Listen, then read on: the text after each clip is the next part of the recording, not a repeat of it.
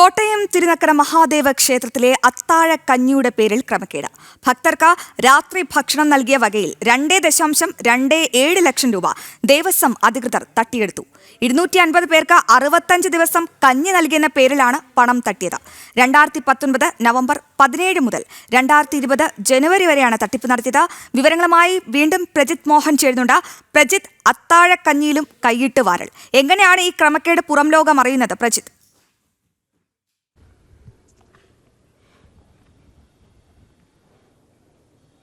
അശ്വതി, ഇതുപോലെ തന്നെ തിരുവിതാംകൂർ ദേവസ്വം ബോർഡിൻ്റെ കാര്യത്തിലും ഇത്തരത്തിൽ ഗുരുവായൂർ ദേവസ്വത്തിൻ്റെതുപോലെയുള്ള ചില ഓഡിറ്റുകളൊക്കെ നടന്നിട്ടുണ്ട്. ഈ ഓഡിറ്റ് റിപ്പോർട്ടുകൾ പലപ്പോഴും പുറം ലോകം കാണാതെ പൂഴ്ത്തിവെക്കുന്നതിൽ ദേവസ്വം ബോർഡുകളും സർക്കാരിൻ്റെ വിവിധ വകുപ്പുകളുമൊക്കെ വളരെ സമർത്ഥമായ കാര്യങ്ങൾ ചെയ്യുന്നുണ്ട്. ഈ റിപ്പോർട്ടുകൾ പുറത്തു വരുമ്പോൾ മാത്രമാണ് യഥാർത്ഥത്തിൽ ഇത്തരത്തിലുള്ള ക്രമക്കേടുകൾ നടന്നിട്ടുണ്ട് എന്നുള്ളതും അതിൽ ഒരു പരിശോധനയും നടക്കുന്നില്ല എന്നുള്ളതും വ്യക്തമാകുന്നത്. ഇനിയിപ്പോൾ നമ്മൾ ഏറ്റവും പുതിയതായി ഈ ശബരിമലയുമായി ബന്ധപ്പെട്ട ചില ഓഡിറ്റ് റിപ്പോർട്ടുകൾ, അതായത് 2021-22 സാമ്പത്തിക വർഷത്തെ ഓഡിറ്റ്, അത് 2024 സമയത്താണ് അത് അവസാനിച്ചത്. ആ ഓഡിറ്റ് റിപ്പോർട്ടുമായി ബന്ധപ്പെട്ട പലവിധ വാർത്തകൾ ഇനിയുള്ള ദിവസങ്ങളിൽ ജനൻ ടിവിയുടെ ഭാഗമായി പുറത്തു വരും, ജനൻ ടിവി പുറത്ത് കൊണ്ടുവരും. പ്രത്യേകിച്ച് ഭൂമി തട്ടിപ്പടക്കമുള്ള വിഷയങ്ങളുണ്ട് ഈ ഓഡിറ്റ് റിപ്പോർട്ടിൽ കണ്ടെത്തിയിട്ടുണ്ട്. അതിൽ ഏറ്റവും പ്രധാനപ്പെട്ടതെന്ന് തോന്നാവുന്ന, അല്ലെങ്കിൽ ഒരു എത്രത്തോളം നിലവാരം താഴ്ന്നു പോകുന്നു ഈ ക്രമക്കേടുകളും ഈ തട്ടിപ്പുകളും എന്നുള്ളത്, ഒരു ദേവസ്ഥാനത്ത് നടത്താൻ കഴിയാവുന്ന, പണം അപഹരിക്കാൻ കഴിയുന്ന എല്ലായിടത്തു നിന്നും ഇത്തരം ആളുകൾ പണം തട്ടുന്നു, പണം അപഹരിക്കുന്നു എന്നുള്ളത് വളരെ ദയനീയമായിട്ടുള്ളൊരു കാര്യമാണ് എന്ന് പറയേണ്ടിയിരിക്കുന്നു. അതുകൊണ്ടാണ് നമ്മൾ ഇത്തരം ഒരു റിപ്പോർട്ടും ഇപ്പോൾ പുറത്തുവിടുന്നത്. ഇത് തിരുനക്കര ക്ഷേത്രത്തിലെ അത്താഴക്കഞ്ഞിയിൽ ക്രമക്കേട് എന്നുള്ളതാണ് ഈ വാർത്ത. അതായത് ഭക്തർക്ക് രാത്രി ഭക്ഷണം നൽകുന്നതുമായി ബന്ധപ്പെട്ട് നടത്തിയിട്ടുള്ള വലിയ ക്രമക്കേട്, അതായത് 2.27 ലക്ഷം രൂപ എന്നുള്ളതാണ് ഈ ഓഡിറ്റ് റിപ്പോർട്ടിൽ കൃത്യമായി രേഖപ്പെടുത്തിയിരിക്കുന്നത്.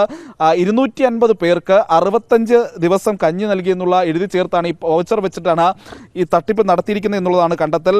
2019 നവംബർ 17 മുതൽ 2020 ജനുവരി വരെയുള്ള കാലത്തായിരുന്നു ഈ തട്ടിപ്പ് നടന്നത്. പണം തിരികെ പിടിക്കാൻ ഇപ്പോൾ ഓഡിറ്റ് വിഭാഗം നിർദ്ദേശം നൽകിയിട്ടുണ്ട്. ഈ ഓഡിറ്റിൽ ഏറ്റവും പ്രധാനപ്പെട്ട ഒരു കാര്യം പറയുന്നത്, ഒന്ന്, ഇത്തരത്തിൽ പണം ഒരു വൗച്ചർ കൊണ്ടുവരുന്നു, ആ വൗച്ചർ എഴുതി ഇത്രയധികം പേർക്ക് ഇത്ര ദിവസം, 250 പേർക്ക് 665 ദിവസം കഞ്ഞി നൽകിയെന്ന് പറഞ്ഞിട്ട് ഒരു വൗച്ചർ എഴുതി ഒപ്പിടുന്നു. ആ വൗച്ചറിന് പണം അനുവദിക്കുന്നു.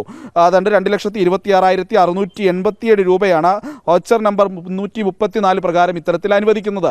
എന്നാൽ ഈ വൗച്ചറിന് അനുബന്ധമായി യാതൊരു രേഖകളും ഔദ്യോഗികമായിട്ടുള്ള ഒരു റെക്കോർഡും ദേവസ്വം ബോർഡിൽ ഇല്ല എന്നുള്ളതാണ് ഓഡിറ്റ് റിപ്പോർട്ടിൽ കണ്ടെത്തിയത്. അതിൽ പറയുന്നത്, മുൻകൂർ അനുമതി വാങ്ങിച്ചിട്ടില്ല, ദൈനംദിന രേഖകൾ, അത്താഴക്കഞ്ഞി ഡിസ്ട്രിബ്യൂഷനുമായി ബന്ധപ്പെട്ടുള്ള, അത്താഴക്കഞ്ഞി വിതരണവുമായി ബന്ധപ്പെട്ടുള്ള ദൈനംദിന രേഖകൾ സൂക്ഷിച്ചിട്ടില്ല. ഇതിൽ ഏതെങ്കിലും രീതി വസ്തുക്കൾ വാങ്ങിച്ചതിന് ഏതെങ്കിലും രീതിയിൽ ഇൻവോയ്സുകളോ ബില്ലുകളോ ഇല്ല. ഈ അത്താഴക്കഞ്ഞി നടത്താൻ വേണ്ടി വാങ്ങിച്ചിട്ടുള്ള വസ്തുക്കളുമായി ബന്ധപ്പെട്ടുള്ള ബില്ലുകൾ പോലും ദേവസ്വം ബോർഡിലില്ല. അതോടൊപ്പം തന്നെ ഈ സ്റ്റോക്ക് രജിസ്റ്ററുകളും, ഈ ഇപ്പോൾ അത്താഴക്കഞ്ഞി നടത്തണമെങ്കിൽ അതിനായി ദേവസ്വത്തിലേക്ക് വാങ്ങിക്കുന്ന ഏത് വസ്തു വാങ്ങിച്ചാലും അത് സ്റ്റോക്ക് രജിസ്റ്ററിൽ ഉൾപ്പെടുത്തേണ്ടതുണ്ട്. അങ്ങനെയുള്ള ഒരു വകകളുമില്ലാതെ ഒരു വൗച്ചർ എഴുതി ഞങ്ങൾ ഇത്രയും പേർക്ക് കഞ്ഞി കൊടുത്തു എന്ന് പറഞ്ഞിട്ട് ഇത്രയധികം തുക എഴുതിയെടുത്തിരിക്കുന്നു എന്നുള്ളതാണ് ഈ തിരുനക്കര ദേവസ്വത്തിലെ അത്താഴക്കഞ്ഞി ക്രമക്കേടെന്ന് പറയേണ്ടിയിരിക്കുന്നത്. അതായത് ഭക്തന് നൽകുന്ന, രാത്രിയിൽ നൽകുന്ന, ഇത്തരത്തിൽ നൽകുന്ന ഭക്ഷണത്തിൽ പോലും ഒരു ക്രമക്കേട് നടത്താൻ മാത്രം അതപ്പതിച്ച് പോയിരിക്കുന്നു സംസ്ഥാനത്തെ തിരുവിതാംകൂർ ദേവസ്വം ബോർഡ് എന്ന് പറയുന്ന സംവിധാനം എന്നുള്ളതാണ് ഇതിൽ ഏറ്റവും ദയനീയമായൊരു അവസ്ഥ എന്ന് പറയേണ്ടത്. കാരണം ഭക്തർ എന്ത് നൽകിയാലും അതെല്ലാം അപഹരിക്കുന്ന അവസ്ഥ, ഭക്തർ നടത്തുന്ന ഏത് വഴിപാടിലും അപഹരണം നടത്തുന്ന അവസ്ഥ, ഭക്തർക്ക് നൽകുന്ന ഏത് പ്രസാദത്തിൽ വരെയും മാത്രമായിട്ടുണ്ടാകുന്ന ഒരു തട്ടിപ്പാണോ ഇത് എന്നുള്ളത് കൂടിയാണ്.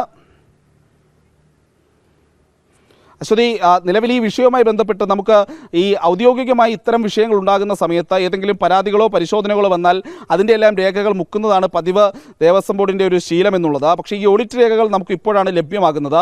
നിലവിൽ ഈ ഓഡിറ്റിൻ്റെ ഈ 2021 കാലത്തെ ഓഡിറ്റിൻ്റെ ഒന്നാമത്തെ ഭാഗത്ത് 2 ഭാഗങ്ങളായിട്ടാണ് ഈ ഓഡിറ്റ് റിപ്പോർട്ട് നൽകിയിരിക്കുന്നത്. അതിൽ 101ാമത്തെ പേജിലാണ് ഈ തിരുനക്കര ദേവസ്വവുമായി ബന്ധപ്പെട്ടുള്ള അത്താഴക്കഞ്ഞിയിലെ പ്രശ്നങ്ങൾ ചൂണ്ടിക്കാട്ടുന്നത്. ഈ നിലവിൽ 2020-21 കാലത്തെ ഈ റെക്കോർഡുമായി ബന്ധപ്പെട്ട് അതിൽ പറയുന്ന ഒരു കാര്യം എന്ന് പറയുന്നത്, ഇതിൽ കാലങ്ങളായി അത്താഴക്കഞ്ഞിയുമായി ബന്ധപ്പെട്ടിട്ടുള്ള വിതരണമൊക്കെ അവിടെ നടക്കുന്നുണ്ട്. അപ്പോൾ ഇതുമായി ബന്ധപ്പെട്ട് വിശദമായ പരിശോധനകൾ വേണം. അതോടൊപ്പം തന്നെ ഇത് കൂടുതൽ രേഖകൾ സമർപ്പിക്കണം, എത്രത്തോളം പരിശോധനകൾ നടന്നിട്ടുണ്ട് എന്നുള്ള കാര്യങ്ങളിൽ വ്യക്തത വേണം എന്നൊക്കെ ഓഡിറ്റ് വിഭാഗം ശുപാർശ ചെയ്യുന്നുണ്ട്. അതോടൊപ്പം തന്നെ ഈ പണം നഷ്ടമായെന്ന് ദേവസ്വം ഓഡിറ്റ് വിഭാഗം കണ്ടെത്തിയിരിക്കുന്ന ഈ പണം അത് തിരിച്ചു പിടിക്കണമെന്നുള്ള നിർദ്ദേശവും ഇപ്പോൾ ഈ ഓഡിറ്റ് വിഭാഗം നൽകിയിട്ടുണ്ട് എന്നുള്ളതാണ്. ഇപ്പോൾ 2.25 ലക്ഷത്തിന് പുറത്തുള്ള ഒരു തുക നഷ്ടമായി എന്നുള്ളതല്ല, എവിടെ വരെ തട്ടിപ്പ് നടത്തുന്നു, എന്തിൽ വരെ അഴിമതി നടത്തുന്നു, എന്തിൽ വരെ ക്രമക്കേട് നടത്തുന്നു എന്നുള്ളതാണ് ഈ അത്താഴക്കഞ്ഞി തട്ടിപ്പുമായി ബന്ധപ്പെട്ട് അതിന് പിന്നിൽ പ്രവർത്തിച്ചവരുടെയൊക്കെ ഒരു സ്വഭാവം, അല്ലെങ്കിൽ ഈ തട്ടിപ്പുകൾ എവിടം വരെയൊക്കെ എത്തുന്നു എന്നുള്ളതിൻ്റെ ഒരു പ്രധാനപ്പെട്ട സൂചന കൂടിയാണ് ഈ ഓഡിറ്റ് റിപ്പോർട്ടിലുള്ളത്. എന്തായാലും ഈ ദേവസ്വം ബോർഡിന്റെ ഓഡിറ്റ് റിപ്പോർട്ടുമായി കോട്ടയം തിരുനക്കര മഹാദേവ ക്ഷേത്രത്തിലെ അത്താഴക്കഞ്ഞിയിലും അധികൃതരുടെ കൈയിട്ടുവാരൽ.